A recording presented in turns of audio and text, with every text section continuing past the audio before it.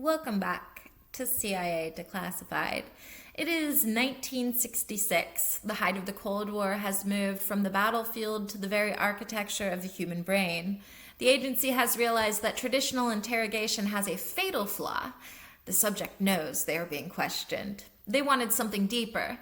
They wanted a way to program a human being so that they would perform a specific action, deliver a message, enter a location, or even flip a switch, without even knowing why they were doing it.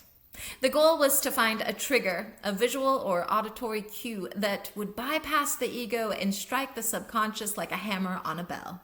This was not just brainwashing, this was precision behavioral engineering. This was the birth of the instant impulse machine. This was MK-KERMIT. Why name a project after a frog? The name MK-KERMIT followed the agency's internal cryptonym system, where MK signified a project under the technical services staff focused on behavioral modification. Records indicate KERMIT was a random, non-descriptive word selected from a list of authorized cryptonyms. Unlike other projects, the name was intentionally chosen for its low-threat phonetic profile. It sounded harmless, almost like a nursery rhyme, to mask the very highly intrusive nature of the conditioned reflex research occurring in the labs. MK-KERMIT was the search for a lock and key inside of the human brain. Launched in the mid-1960s, MK-KERMIT focused on operant conditioning, using repetitive stimuli to link an involuntary physical response to a specific external trigger. A quote from a Declassified 1967 lab summary. Subject 14 demonstrated a consistent pupillary contraction and an immediate increase in skin conductivity when presented with the KERMIT visual trigger, despite no conscious memory of the training session. End quote. Researchers utilized a stroboscopic light entrainment using rapid flashes of light to alter the subject's brainwave patterns into a state of extreme suggestibility. A quote from the CIA's dark wizard, Dr. Sidney Gottlieb: "We are looking for the point at which the human mind becomes a relay station, receiving a signal and acting upon it without the interference of the self." End quote. The project experimented with post-hypnotic suggestion, attempting to bury trigger words inside ordinary sentences that would cause a subject to enter a fugue state. One branch of the study looked at subliminal projection, where images were flashed on a screen for 1/100th of a second during a film to see if it could influence the subject's behavior later. MK-KERMIT researchers documented that emotional anchoring, associating a trigger with a sudden burst of fear, made the response nearly permanent.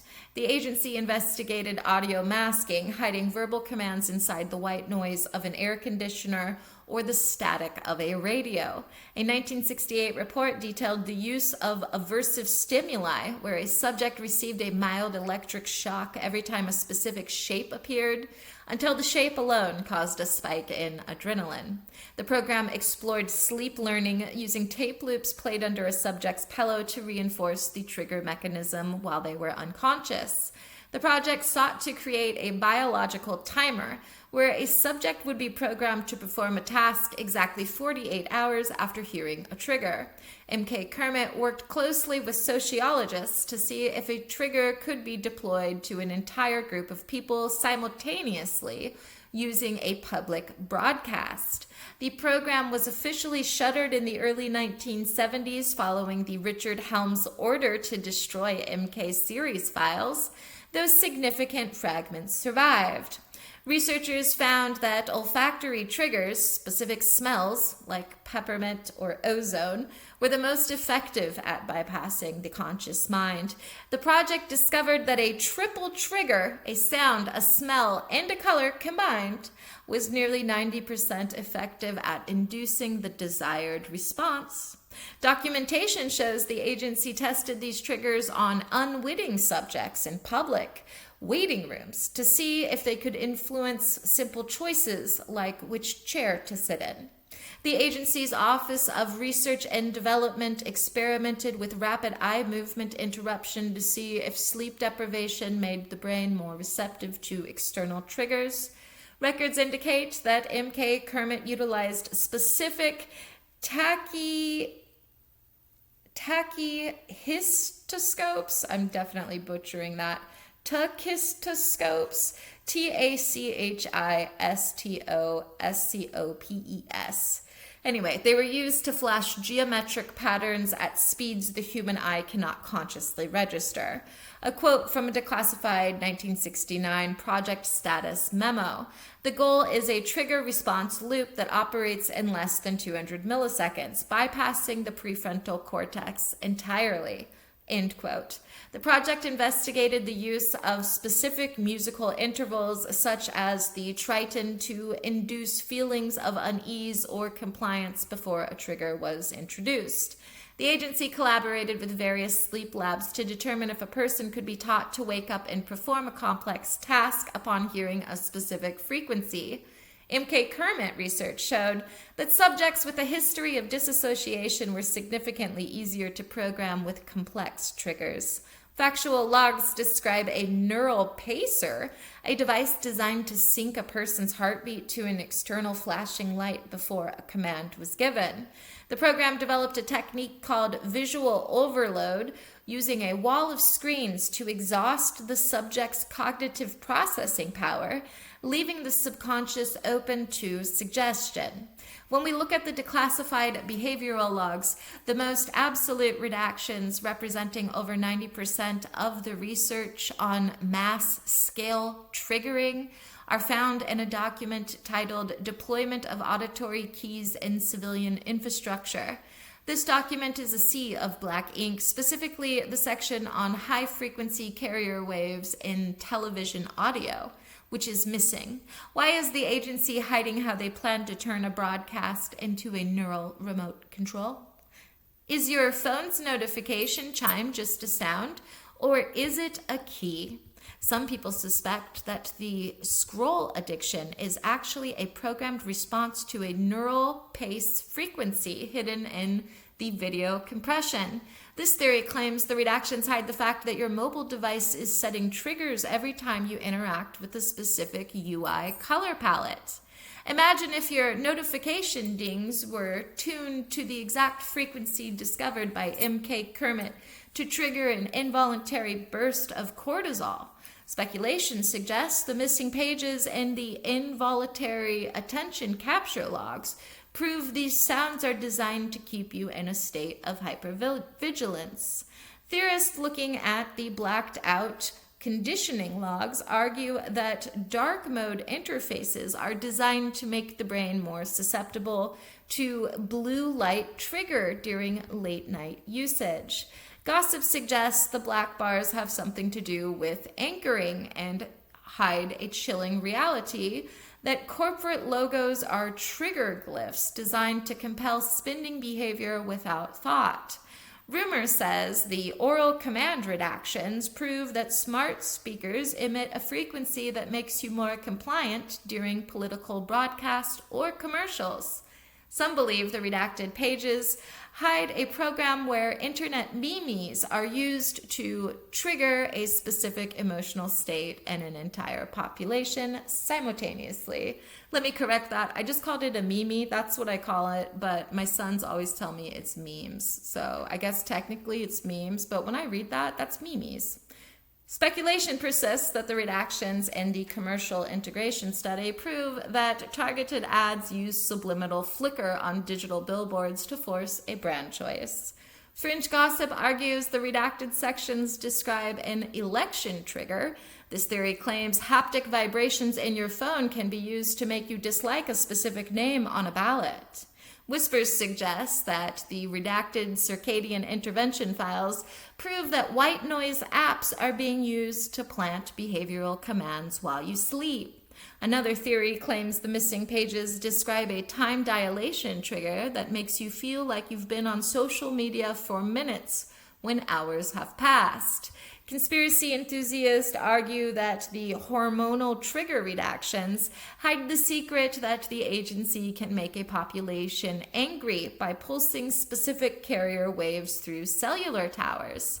Some whispers suggest the reactions are so heavy because they prove the human mind is already fully conditioned to respond to digital trigger keys. Word is circulating that the missing pages detail how to trigger physical nausea in a target by pulsing a specific vibration pattern through their smartwatch. Some imagine the redactions prove the agency has a flash bulb that can erase the last 30 seconds of your memory if you see a trigger event you weren't supposed to. Gossip suggests the black bars cover a frequency that can trigger intense hunger used to drive consumers towards specific food chains during a marketing phase. Theorists argue the redactions hide a program to monitor your pupil dilation through your phone cameras to see if a trigger signal has successfully taken hold. There's even a claim that the 8,000 pages that have been redacted describe a quiet trigger used to make a crowd feel apathetic and tired during a moment of civil unrest. Some believe the redactions prove the agency can reward behavior by remotely triggering a burst of dopamine when you interact with certain approved content. One of the more extreme theories claims the redactions prove the agency can mute a person's voice by triggering a throat muscle spasm through their wireless earbuds. Some imagine the redactions prove the agency can blind a target's critical thinking by flooding their brain with decision static via public Wi-Fi. Lastly, some rumors suggest the missing pages are a manual for inception-level triggers, allowing the agency to decide what you dream about in 2026. Was MK-KERMIT a success? Tactically, it was a subconscious victory. The project proved that the brain could be locked into a response that the conscious mind could not stop or even perceive. Strategically, it was a silent success. It moved behavioral modification from torture to signal. It was a success because it allowed the agency to hide the control inside the environment itself. The project successfully mapped the universal triggers that we now see integrated into nearly every consumer interface. It moved the agency away from chemical intervention and toward the much cleaner world of sensory-driven obedience. It established that the mind is not impenetrable, but an interface that can be hacked with the right sequence of light and sound. As far as technological and operational breakthroughs go, the instant impulse led to breakthroughs that define the current digital and psychological landscape, such as trigger-based conditioning. This is now used in habit formation apps to help people quit smoking or start exercising by using the same anchoring techniques. Subliminal sensory integration, the MK-KERMIT triple trigger research, is the foundation for sensory marketing, where stores use specific scents and sounds to increase dwell time. Stroboscopic brainwave entrainment, the neural flash tech, is used in medical treatments for insomnia and anxiety, using light and sound machines to force the brain into a theta state, and audio command masking. This research led to digital watermarking, where audio files contain data that humans can't hear but computers can use to track information. MK-KERMIT reminds us that the most powerful prison is the one built out of your own reflexes. When you feel a sudden urge to check your phone or a sudden spike of anger at a screen, ask yourself, is that your thought or is it a trigger? The agency may have moved on from the slide projectors of the 60s, but the green light is still flashing. It's just in the palm of your hand now. We have entered an era where our impulses are curated by those who understand our biology better than we do. The instant impulse is no longer a secret lab experiment, but the primary rhythm of modern life. Thanks for listening, and join us next time as we examine Subproject 61. In the isolation cells of the 1950s, the agency explored the psychology of defectors. We'll uncover the Redefection Block Manifest and the chemical loyalty blueprints. Join us next time for The Loyal Liar. In the meantime, I'll see you in the archives.